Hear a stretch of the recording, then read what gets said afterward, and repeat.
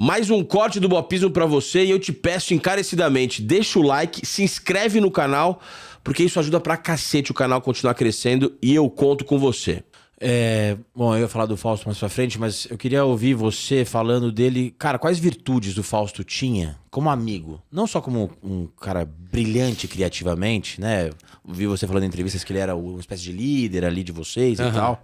Mas eu quero ouvir o Felipe falando do Fausto como amigo, velho. As virtudes que você fala, cara, o Fausto era assim, assim, assado, que só um amigo de infância mesmo pode falar com propriedade. O que o Fausto era? Quais virtudes ele tinha que você consegue destacar? Ele era um cara solidário, muito solidário. Ele era um cara muito sensível. Então, era difícil você ver o Fausto se comover, né? Mas ele se comovia muito com coisas próximas a ele, sabe? E ele tinha uma empatia muito grande, cara, com o sentimento dos outros. Teve uma ocasião, eu tava saindo com uma mina e ela foi atacada pelo bandido da luz vermelha, a mãe dela. Caralho. Na década de 60. Sim. O Fausto fazia o bandido da luz vermelha.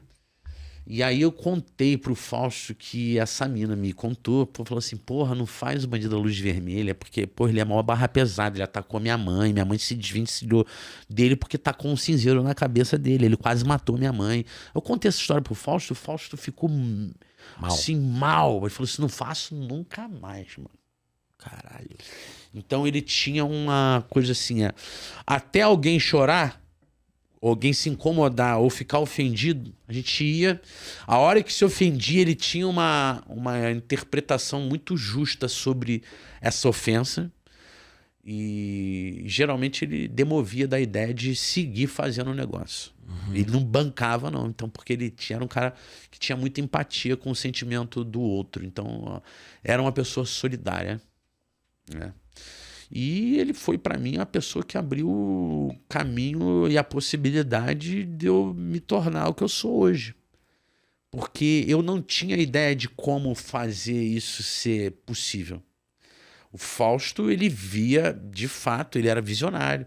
Ele via, de fato, mesmo muito jovem, que o talento da gente era sui generis. Entendeu? Era diferenciado. Era um negócio...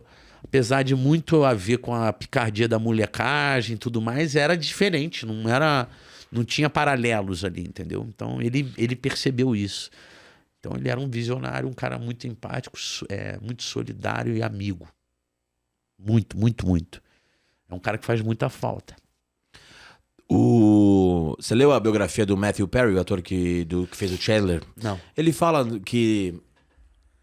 que os pinguins, quando um pinguim tá ferido, os outros pinguins se juntam ao redor dele e não deixam que os outros vejam que aquele pinguim tá ferido. E ele fala que os colegas dele de Friends fizeram isso com ele. Quando perceberam que ele tava na merda, os 5 meio que protegiam ele.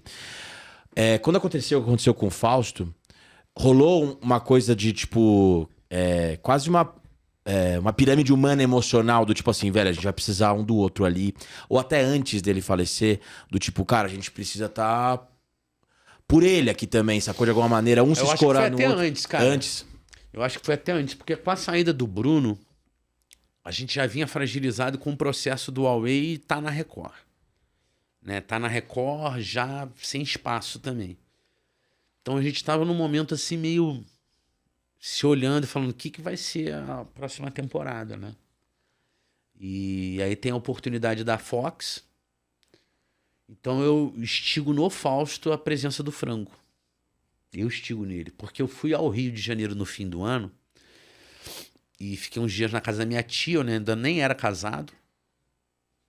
E fiquei uns dias na casa da minha tia e encontrei o Franco lá na Praça São Salvador, ali no Laranjeiras. Eu conheço super pouco do Rio. Cara. Ali onde tem o Chorinho e tudo mais, ali no General Glicério, na verdade.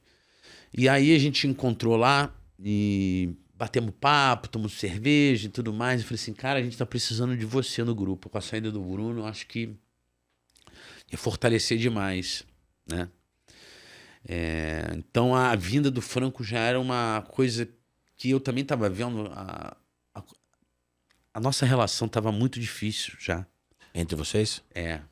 A gente tinha, acho que insatisfações de cansaço, de convívio, sabe?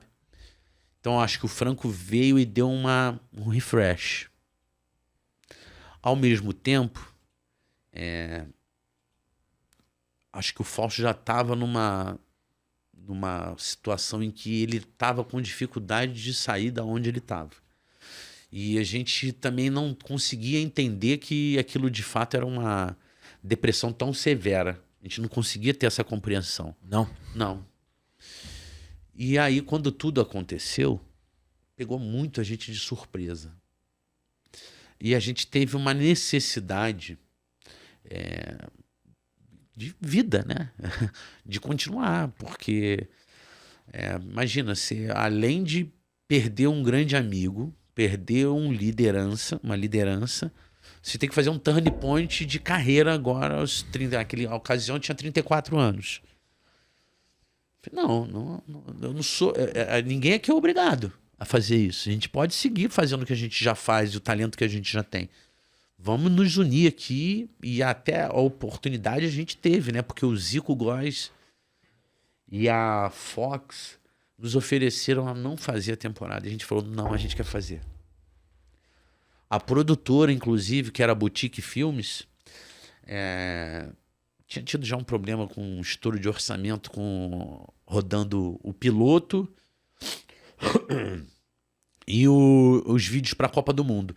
A gente foi e falou assim, não dá para cá o orçamento aqui. Fizemos tipo uma consultoria de produção assim, tiramos não sei quantos mil do orçamento, porque tinha umas coisas tipo assim, ó, vamos fazer uma geladeira para a cena.